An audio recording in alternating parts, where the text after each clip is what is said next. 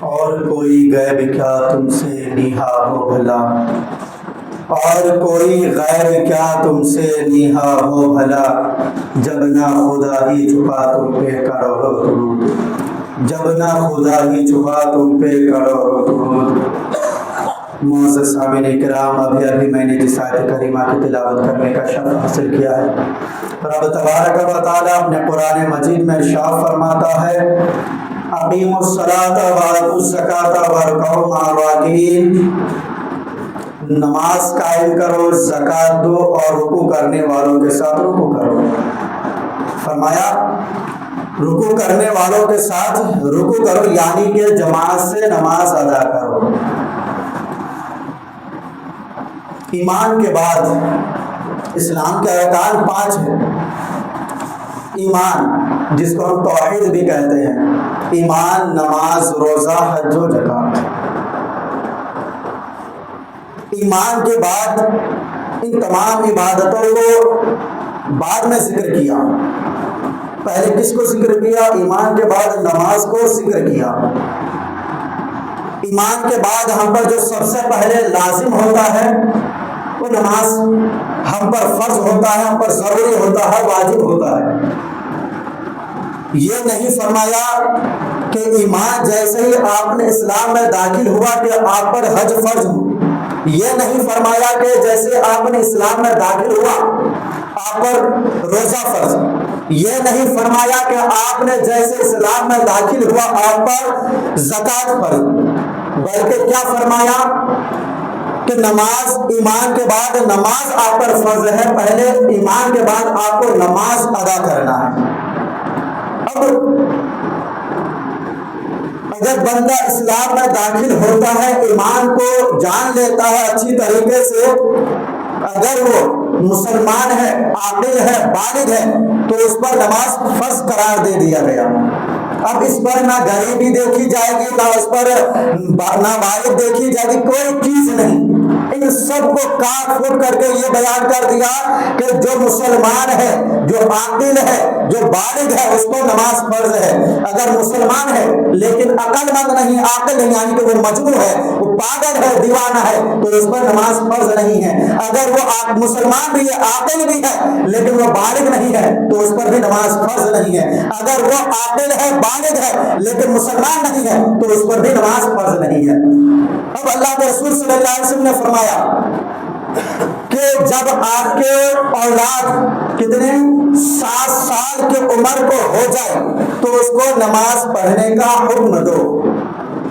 اگر وہ 7 سال کی عمر میں نہیں پڑھ رہا ہے، جب 10 سال کا ہو جائے اسے مار کر کے پڑھواؤ۔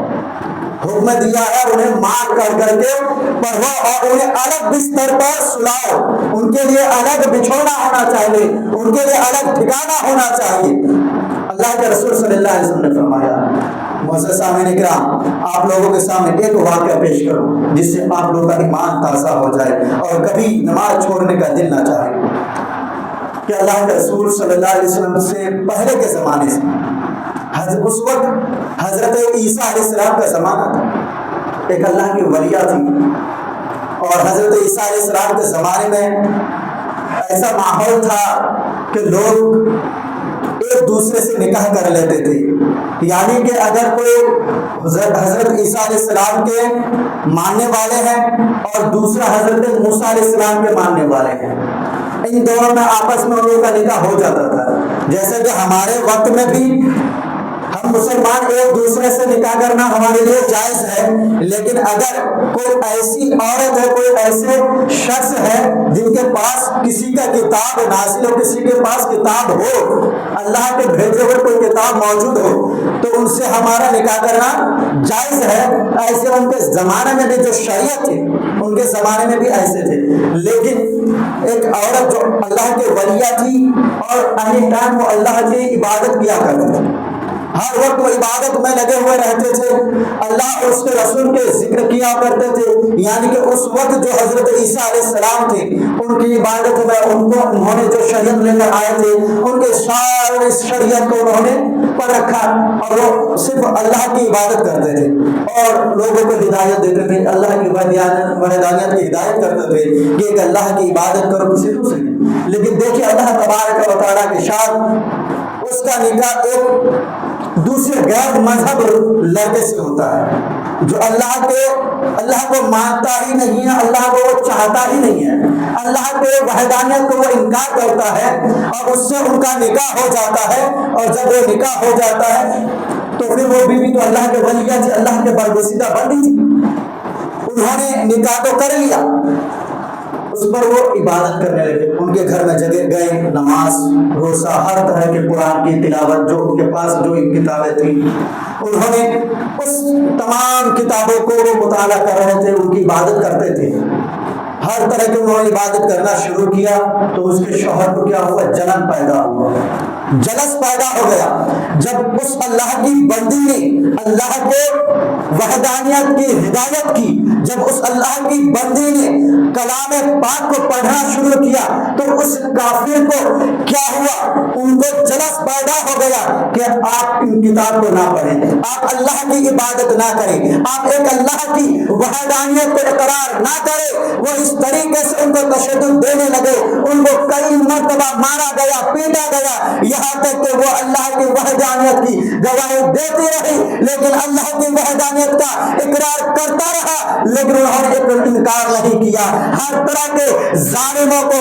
ہر طرح کے ظلموں کو برداشت کیا، لیکن اللہ کو انہوں نے مانا، لیکن انہوں نے اللہ کی وحدانیت کو نہیں چھوڑا۔ لیکن ان کے شوہر نے ان کو اور طریقے سے آزمانا چاہا، ان کو اور طریقے سے ان کو پرکھنا چاہا، جب ان کو پرکھنا چاہا تو ایک مرتبہ انہوں نے کیا کیا؟ ایک نقل ہیرے کو لے کر آیا اور اپنی بیوی کو یہ تحفظ کرنے کے لیے، محفوظ جگہ پر رکھنے کے لیے ان کو دے دیا گیا، اور کہا کہ اس ہیرے کو رکھ دو جہاں اور اچھی جگہ پر رکھ دینا، اور میں کئی دن بعد، کچھ دنوں کے بعد تم سے میں ان کو مانگوں گا، تم مجھے دے دینا۔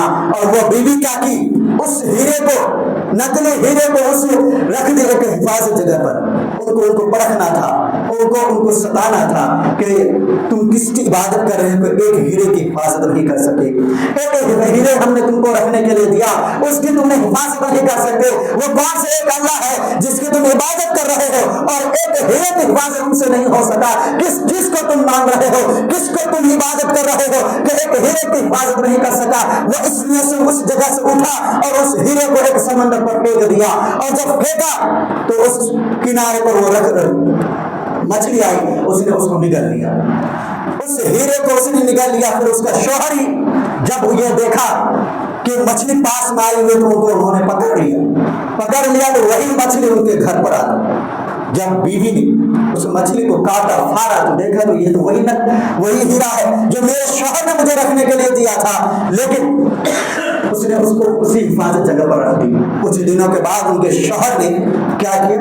اس بیوی سے مانگا تو وہ ہیرا تھا، وہ اس فکر میں تھا کہ میں ان سے جو ہیرا مانگوں گا ان کے پاس تو ہے، میں نے تو ندی میں پھینک دیا، سمندر میں پھینک دیا، ان کو ملنے والا تو نہیں ہے۔ لیکن وہ بیوی ہوشیار تھی، ان کو پتا تھا کہ میرے ساتھ کیا ہونے والا ہے، اس نے اس ہیرے کو محفوظ جگہ پر رکھ دی۔ جب شوہر نے مانگا کہ ہیرے مجھے دو، فوراً حفاظت کے ساتھ اس نے اس ہیرے کو لا کر رکھ دیا۔ ان کو پتا تھا کہ یہ میرے ساتھ میری بیوی نے کوئی نہ کوئی تو چال چلی ہے، اب وہ ان کو یہاں پر ان کو ہدایت آنی تھی، ان پر ان کو اللہ اور اس کے نبیوں کی بارگاہ میں ان کو آنا تھا، لیکن انہوں نے ایسا نہیں کیا بلکہ اس کا الٹا کیا۔ انہوں نے کیا کیا؟ اپنی بیوی کو تشدد میں رکھ دیا، اپنی بیوی کو اور بھی مارنے لگا، ان پر ظلم و ستم کرنے لگا۔ لیکن اس نے کیا کیا؟ ایک تندور جلا دیا، اس تندور میں آگ کو بھڑکا دیا اور اپنی بیوی کو اس تندور میں ڈال دیا اور 2 دن تک اس تندور میں رکھ دیا۔ اور وہ اللہ کے نیک بندہ پر وسیلہ بندی جو اللہ کی عبادت کرتے ہوئے نظر آ رہی تھی، انہوں نے آگ سے پہلے جانے سے پہلے انہیں رب تبارک و تعالیٰ کی بارگاہ میں دعا کی، اے رب قدیر، میرے بعد میرے نسل سے تیرے نام لینے والا تیرا کوئی ماوا نہیں ہوگا، تیرا نام لینے والا کوئی یہاں پر موجود نہیں ہوگا۔ اگر تو مجھے اس آگ میں چلا دے گا، اگر میں اس آگ میں جل جاؤں تو میرے بعد تیرا نام لینے والا نہیں ہوگا, تیرے آخری نبی کو اجاگر کرنے والا نہیں ہوگا, تیرے نبی کو کوئی ماننے والا نہیں ہوگا. جب اس اللہ کی بندی نے یہ دعا کی, ان کا دعا کرنا تھا, ادھر رب کا دعا قبول ہونا تھا.